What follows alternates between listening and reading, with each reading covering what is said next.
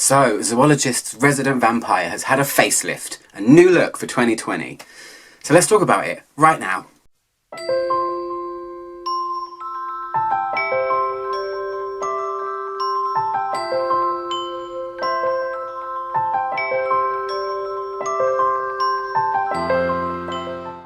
Hi guys, it's Alex Mono. How's everyone doing? Good. I hope. I took a mini little break, went to see my family, had a little bit of away from home time, which was really well needed. And now I'm back. It's been a week and a bit, so not too long. Hope you didn't miss me too much. But I'm here today to review the new version of Zoologist's Bat. It has had a revamp, a rework, a new perfumer, a new inspiration, and I have it. So I've been wearing it and I want to talk to you about it.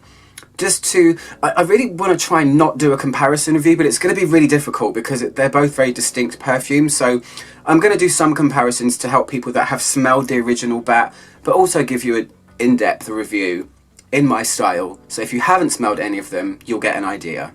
So the original Bat came out in 2015. It was made by a perfumer called Ellen Covey. Sadly, last year it got discontinued, but now we have a new perfumer, Prynne Lomros. He is the creator of Stranger's Perfumery, as well as Prynne Parfums and Parfums Prasanna. And recently we have had two zoologists in quick succession, bang bang. So Prynne made Sloth and he also made the new Bat.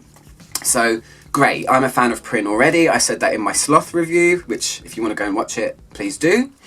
So this perfume is about fruit eating bats. It's about the journey that I guess you might smell if you were attached to the back of a bat. So it's about jungle canopies, forests, fruit, and then it's about swooping down into the depths of a dank cave. Great concept. Love the artwork. The artwork hasn't changed for this, but the composition has, and the feeling of it is entirely different.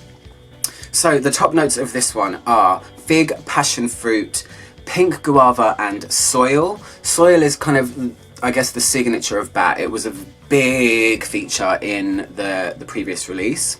The heart notes are hay, incense, night blooming jasmine, and mineral type notes. I guess that's gonna kind of represent the cave part.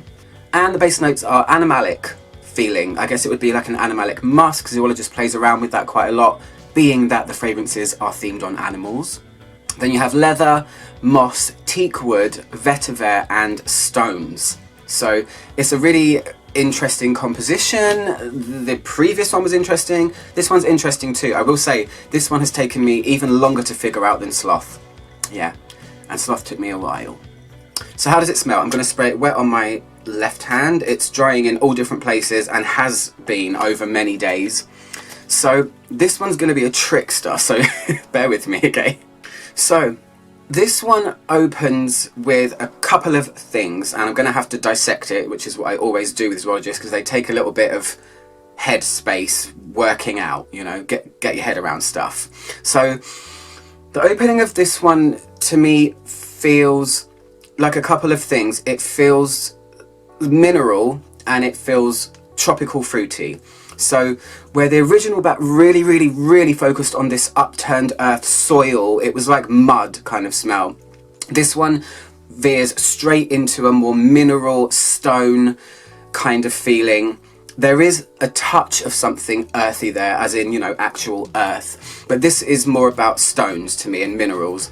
The fruity part is the tricky part for me, because a lot of people say that they smell guava straight away, and it definitely smells like it's got tropical fruits in there, but it's not a kind of juicy, luscious type fruity smell that I get from this. It's almost a bit dry and bitter, and the only way I can kind of put it into words is, if you've ever smelled peach in a perfume, you know perfumes when they have this fuzzy peach note, I always akin that or liken that to Body Shop used to sell these wooden peach scented fruit things that you would put in your drawers to scent your clothes and stuff, and it was almost like if a peach was made out of wood. And this feels like as if maybe a guava or some kind of tropical fruit was made of wood.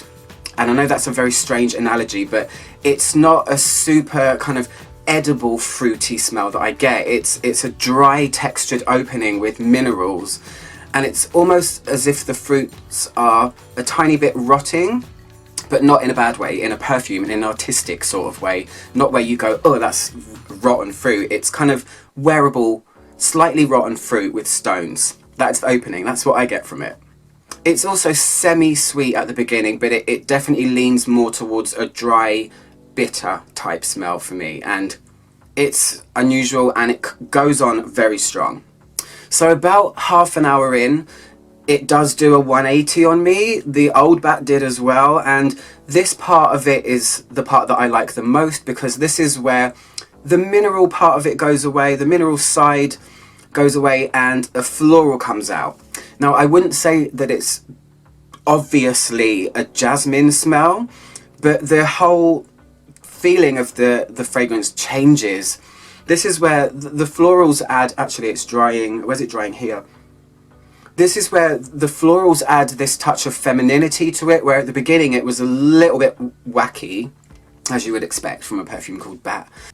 This is where it kind of, you're descending into forest floor and a floral, flowery type smell.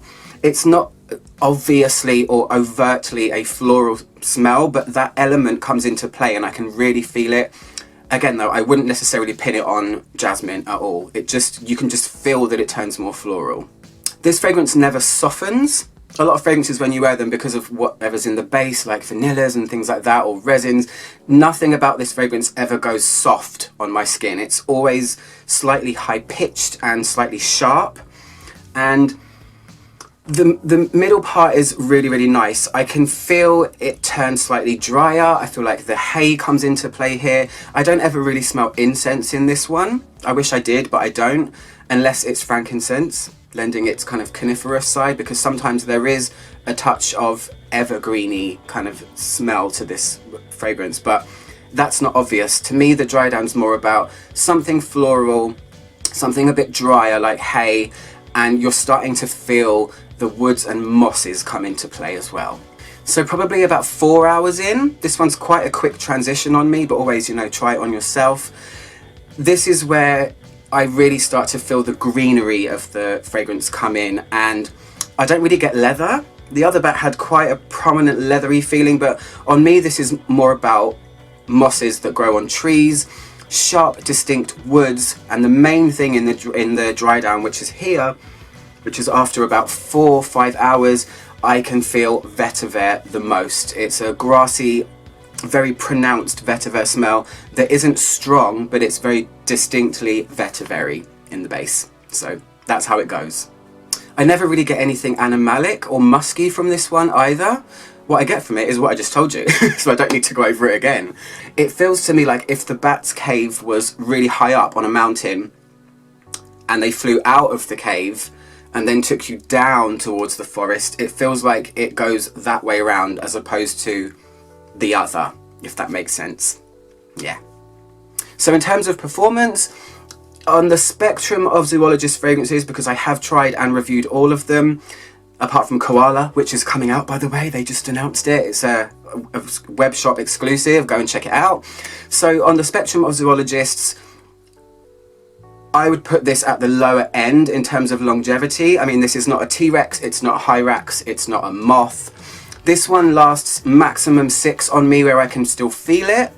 I do have to put quite a lot of it on, but I guess that's kind of just in comparison to the original bat, which was very monstrous. So this is a more slightly demure bat. It's a much more tamed down or toned down bat. It's definitely more wearable. It's not as out there, but it's still very much Prin style. And I want to say lastly that having now smelled both Sloth and Bat, I want to say that it feels like they could be companion fragrances. It feels like they're, to me, like they're almost designed to be layered. They feel like they're from the same world. I guess they are. They're from Prin's brain world, but they feel like they're a good match kind of thing. So if you like Sloth and you've tried it, you might like Bat too, and vice versa. So check them out, see what you think. And as always, thank you, Victor, for giving me the opportunity to try it. You know I love your creations and I'm always want to be first in line to smell them. So anyway, I'm Arch Mono, trying to make the world smell better, one video at a time. I'll see you guys soon. Goodbye.